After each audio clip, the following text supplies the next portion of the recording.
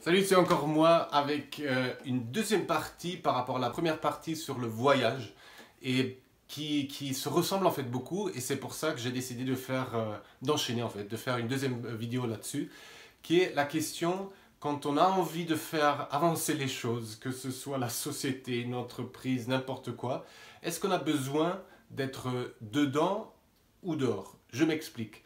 Pendant un certain temps, moi je croyais que pour changer le monde, je devais vivre dans une cabane au fond des bois, avec sans électricité, sans rien, parce que l'impact de l'homme et de la société actuelle sur la planète était assez catastrophique. C'était vraiment s'extraire de la société. Et c'est un petit peu cette dynamique de on va créer une société idéale sur une île, et on va vivre dans un vase clos. Et il y a des exemples comme ça, comme par exemple en Inde, il y a une ville qui s'appelle Auroville qui a tenté de faire ça. Aux États-Unis, il y a vraiment eu des expériences aussi de recréer des petites sociétés qui sont pratiquement isolées du reste du monde.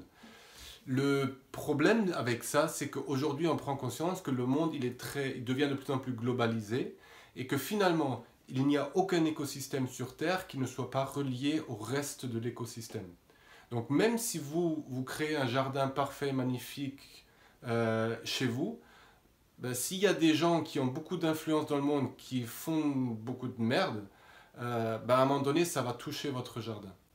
Et il n'y a pratiquement aucun moyen de se protéger contre ça aujourd'hui. Ce que je me suis dit, c'est que est-ce qu'il ne faut pas, pour avoir un impact, même si c'est très difficile pour moi, parce que je me confronte à un monde qui ne me parle pas ou qui ne me parle plus, de rentrer dans ce monde et d'essayer un petit peu de rayonner de l'intérieur. Quelque chose de très concret, j'ai mon frère qui travaille pour une grande entreprise, et c'est exactement cette réflexion qu'il a, et qui me dit toujours, ok, aujourd'hui je fais un boulot de manager classique, mais avec les valeurs que je porte, je suis persuadé que si j'arrive à être à un certain niveau hiérarchique, je vais pouvoir changer ou avoir un impact assez conséquent sur toute la philosophie de l'entreprise. J'ai pas la réponse à la question, mais je vais vous dire où j'en suis aujourd'hui. Parce que je crois que c'est un petit peu comme les 4 saisons que je vous ai expliquées la semaine dernière, ou un voyage. C'est quelque chose que beaucoup de gens font finalement en prenant des vacances. C'est que c'est pas être en dehors ou en dedans. C'est plutôt trouver le juste équilibre entre être dedans et être dehors, et faire cet aller-retour. D'accord? Et c'est quelque chose de très concret. En hiver, les graines, elles sont dans la terre, protégées. En été, la plante, elle sort et elle est exposée à au vent, à la pluie, à l'eau, à la sécheresse. Voilà. Et après, les graines, elles retombent, elles reviennent dans la terre, et c'est un vrai cycle qui se met en place. Est-ce que c'est pas un petit peu pareil avec cette question de j'ai envie de faire bouger le monde? Et si jamais vous avez envie de faire bouger le monde, c'est peut-être un conseil que je vous donnerais. C'est à la fois d'avoir un endroit où vous êtes vraiment en dehors, où vous n'avez pas besoin de faire un effort pour être. Ça peut être chez vous à la maison, ça peut se dire je déménage à la campagne, j'ai vraiment mon jardin où je suis bien. Ça peut être vivre dans une communauté, vivre en colocation, avec des gens qui vous ressemblent.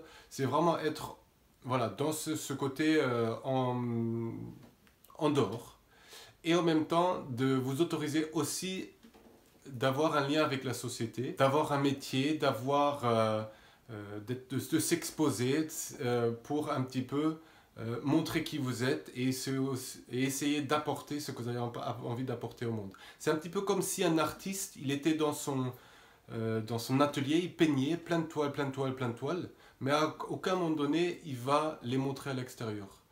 Et le challenge là-dedans, c'est d'avoir ce monde protégé, et en même temps de s'autoriser à exposer ses toiles pour pouvoir en vivre.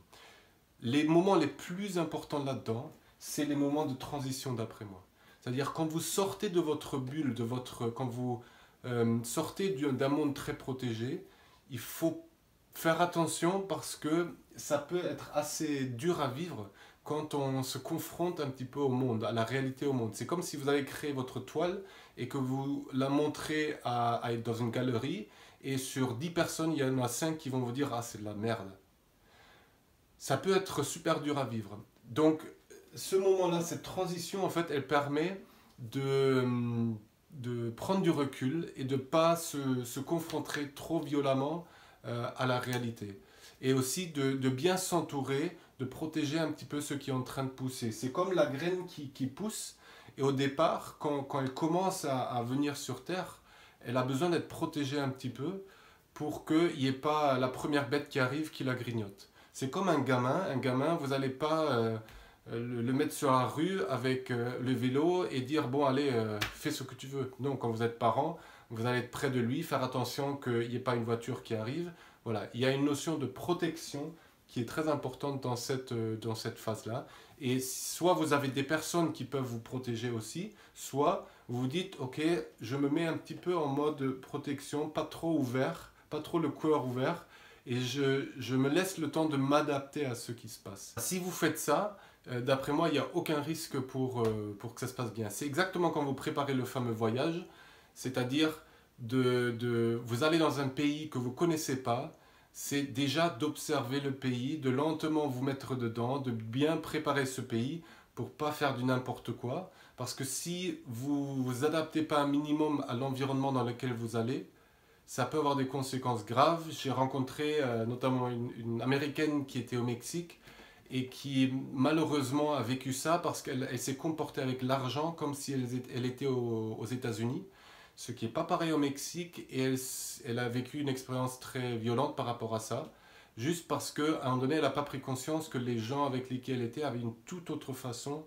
de voir l'argent, la richesse et la façon dont on en parle. Une fois que vous êtes dehors, c'est aussi quand vous revenez dans votre cocon, je dirais, dans votre chez vous à l'intérieur, et finalement que vous ressortez de la société, vous rentrez le soir ou vous rentrez, voilà, c'est aussi ce moment où on se calme, on se pose, voilà, on fait le point et on peut aussi un petit peu voir qu'est-ce que ça a fait avec moi toute cette société. Parce que par moment, quand on s'expose comme ça, on peut soit avoir beaucoup d'énergie positive, ça peut aussi être de l'énergie négative, mais en tout cas, c'est de l'énergie que vous prenez, vous êtes un petit peu pris dans tous les sens. C'est comme quand j'étais en tournée de pique-nique, voilà, il y a plein de choses qui se sont passées. Et finalement, quand je reviens chez moi, c'est aussi le moment de dire, ouf, qu'est-ce qui s'est passé en fait? C'est comme si vous prévoyez une interview ou une réunion avec votre boss. Et vous avez bien préparé le truc, vous vouliez dire ça, mais pendant la réunion, ça ne s'est pas du tout passé comme vous vouliez. Et après, bah, il faut un petit peu ressortir de ça pour se dire oh, qu'est-ce qui s'est passé et c'est quoi la prochaine étape. Si vous avez envie d'avoir un vrai impact dans la société et porter des valeurs et faire avancer les choses, autorisez-vous peut-être à être dans cet aller-retour-là et de surtout bien veiller à ce que ces transitions se passent le mieux pour vous. Donc chacun a son rythme, chacun a à découvrir aussi comment ça se passe. Mais je crois que c'est comme ça qu'on peut vraiment aussi réussir, comme disent certaines personnes. Il y a un très grand artiste allemand qui en parle très très bien. Il dit, on lui a demandé, mais comment tu as fait pour réussir en fait à être aussi connu en Allemagne notamment? Et il a dit, ben tu sais, moi si je devais vraiment être juste vivre avec moi-même, je vivrais pratiquement tout le temps dans mon atelier. Ça veut dire en dehors de la société. Certes dans une ville, mais quand même dans un microcosme complètement déconnecté du reste. Et je me suis forcé, c'est ça qu'il a dit, et je me suis forcé de rester en contact avec mes amis, de rester en contact avec le milieu artistique, de rester en contact avec les agents, avec les musées, pour que je ne crée pas juste en dehors, parce que finalement je suis en dehors mais je ne suis pas visible, mais qu'à un moment donné je prends ça et je l'expose pour que éventuellement ce que moi j'ai créé, ça inspire aussi la société à changer. Le fait qu'il ait réussi à relier ces deux mondes fait qu'il y a quelque chose de magnifique qui s'est créé. Voilà. C'est la même chose que si vous produisez des légumes. Vous pouvez être en autonomie et vivre très bien en autonomie, mais vous pouvez aussi dire, ben, si vraiment je produis et je prends soin de ma terre, je vais produire plus que ce que j'ai besoin. Parce que naturellement, la nature, elle va vers l'abondance. Donc, qu'est-ce que je fais? Pourquoi pas le vendre sur le marché? Donc qu'est-ce que je fais? Je vais aller sur le marché. Et sur le marché, c'est non seulement une opportunité pour vendre vos légumes, mais c'est aussi une opportunité pour parler de comment vous avez produit ça. Qu'est-ce qui est important dans votre production?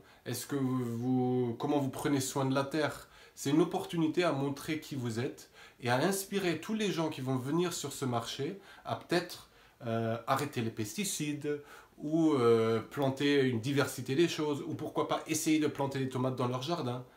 Donc c'est non seulement, encore une fois, l'opportunité pour vendre un produit qui vous permet de vivre, mais c'est aussi le moment pour inspirer les gens, pour leur expliquer comment démarrer une vie un peu plus saine ou un peu plus durable, je ne sais pas. Voilà, cet échange-là. Au fur et à mesure que vous expérimentez avec, vous allez voir que ça devient de plus en plus facile. Je sais que moi, par exemple, personnellement, ce qui me manque encore aujourd'hui, c'est de vraiment avoir mon espace où je me retrouve. Alors oui, j'ai l'appartement, mais je suis tellement lié à la nature que voilà, même si j'ai mon jardin, j'y suis pas assez. Et que par moments, c'est pas facile à expliquer ça à un employeur de dire j'ai besoin une fois par mois de partir dans mon jardin. Et en même temps, c'est pour moi la seule moyen ou le moyen idéal pour quand je suis dans l'entreprise, dans la société, d'être particulièrement productif. Parce que je respecte ce rythme-là, je respecte le rythme naturel et surtout je respecte mon rythme naturel, mes 4 saisons. Deuxième vidéo sur si vous voulez changer le monde. J'espère qu'elle vous aidera un petit peu à avancer là-dessus et aussi à vous dire allez-y, voilà, tentez le coup. On a besoin de tout le monde pour faire avancer les choses dans cette société. Je sens qu'actuellement je suis à nouveau dans une énergie où j'ai vraiment envie de faire avancer les choses. J'espère que je peux partager ça un petit peu avec vous. Je vous fais un gros bisou et je vous dis à très vite. Ciao!